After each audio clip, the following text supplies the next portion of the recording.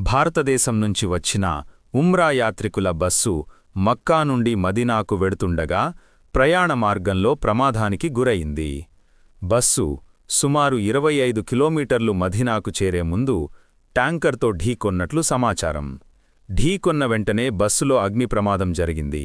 దీంతో పెద్ద సంఖ్యలో ప్రతికూల ఫలితాలు వచ్చాయి. ప్రాణనష్టం మరియు గాయాలు. ప్రాథమికంగా భారతీయ యాత్రికులలో తెలంగాణ రాష్ట్రం హైదరాబాదు చెందినవారు ఎక్కువై ఉన్నారని సమాచారం.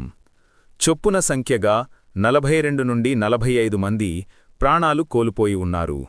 కొన్ని వార్తల ప్రకారం 45 మంది మరణించినట్లు వెల్లడైంది. ఈ సంఘటనలో ఒక్కరినే మాత్రమే గాయపడి మృతి తప్పించి బ్రతికినట్లు చెప్పబడుతోంది. భారత ప్రభుత్వం మరియు రాష్ట్రస్థాయి చర్యలు. నరేంద్ర మోదీ ప్రధానమంత్రి ఈ ఘటనపై తీవ్ర దిగ్భ్రాంతి ప్రకటించి బాధిత కుటుంబాలకు మరియు గాయపడ్డవారికి సంఘటితంగా సహాయమందించాలని పేర్కొన్నారు. తెలంగాణ ప్రభుత్వం బాధిత కుటుంబాలకు ఏదో మద్దతు ప్రకటించి సోమరికి అతిశీఘ్రంగా సహకారం చెయ్యాలని విశేష కార్యాచరణ చేపట్టింది. భారతీయ ఔత్సాహిక శాఖ ఎంఈఏ మరియు జెడ్డా భారత కాన్సులేట్ సహాయక కార్యాలయం 24x7 హెల్ప్ లైన్ ఏర్పాటు చేశారు. పరిస్థితి మరియు సమస్యల దృష్టికోణం. డ్రైవింగ్ సమయం. బస్సు రాత్రిపూట ప్రయాణం